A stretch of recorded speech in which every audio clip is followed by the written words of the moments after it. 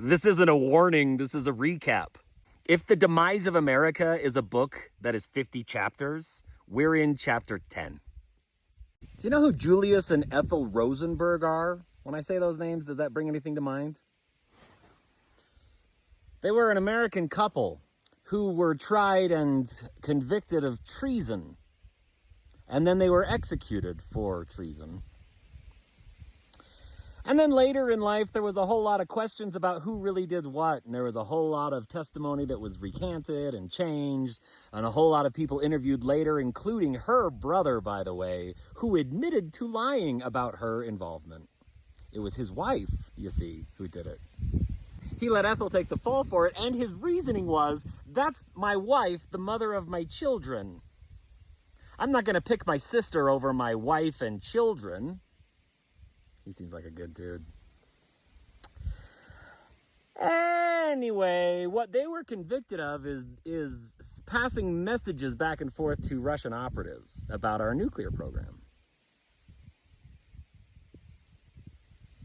Passing small amounts of information over a long period of time to a foreign government that was treasonous and was reason enough for them to be executed.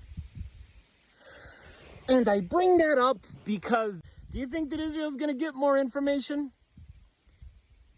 With this fun new merging of our militaries, do you think that they're going to get more classified information than the Rosenbergs gave? The answer, of course, is yes, because they'll have access to literally everything. Hey, why? Why? Who merges their military?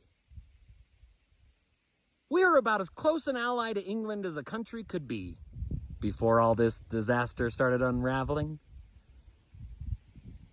We never contemplated merging our militaries. We would join up, we would work with them, we would back them up. Merging our militaries.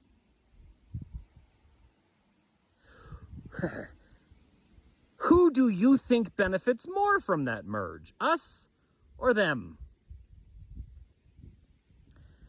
What's the next step? Because this is not the end game, y'all. Ain't no chance. What's coming next? What are they setting up? What are they leading to?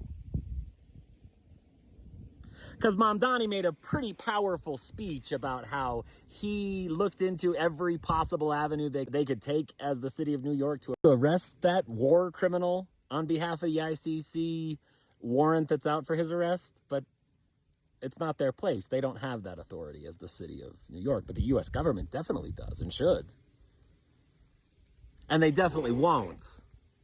Because instead, we're merging our military with an active war criminals military. With two different genocides happening right now. Trojan horse, man. Trojan horse. We brought them into the building.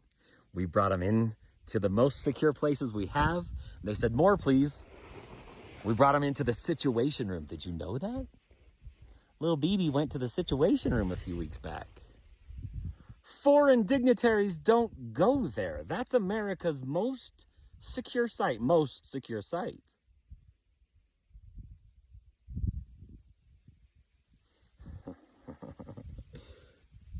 If you don't think we're being played, baby, what would that look like? If this is not them setting the table to eat our dinner, I would love you to explain what it is. And the craziest thing about all of it is it's not even real. Is not real, right? Kind of like how I always wondered how the Presophiles followers could not see what was happening. How can they not see that? How can they not see this? How can they not see this? Anyway, is not real, and Lil BB has been saying the same absolute bullcrap since the 90s. Look it up. In the 90s, that dude got on international television and said, Iran is only weeks away from having a nuclear weapon. He's not even changing the lies, man. And he's been like a velociraptor testing the fences, trying to see a weak place, trying to figure out the weakest link. And along comes Donnie.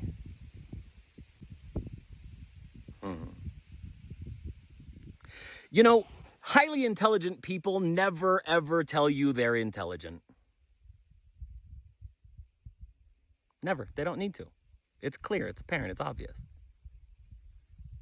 Do you know who constantly has to reassure you and themselves that they're so very, very smart? Probably the smartest person you know. The dumbest, most narcissistic, most petty, most petulant, most feckless, childish, stupid people. Dumb dummies. That's who it is. That's who will remind you very frequently how smart they are.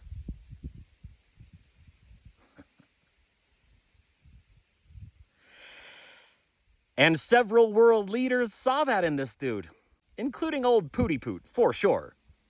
That's why I made him an operative back in the 1980s. And that's where we come full circle. The Rosenbergs got executed for being Russian operatives, for being traitors and spies. Krasnov, which we've actively known about, somehow becomes our president.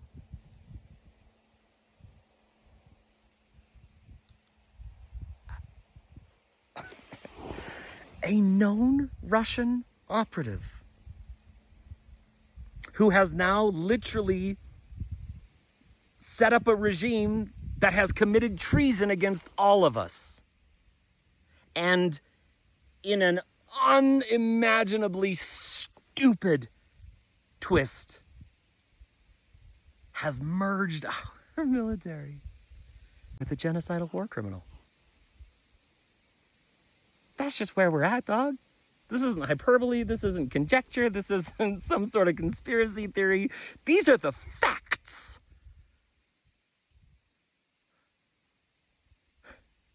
It's not, guys, America's not going to fall. America is falling.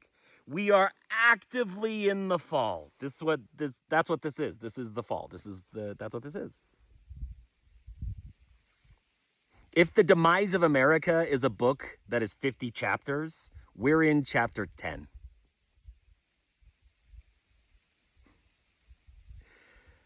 This isn't a warning. This is a recap. Act accordingly, I guess. Because remember, kids, no nation in the history of this planet has ever fallen this far into fascism and gotten out of it democratically. Good luck.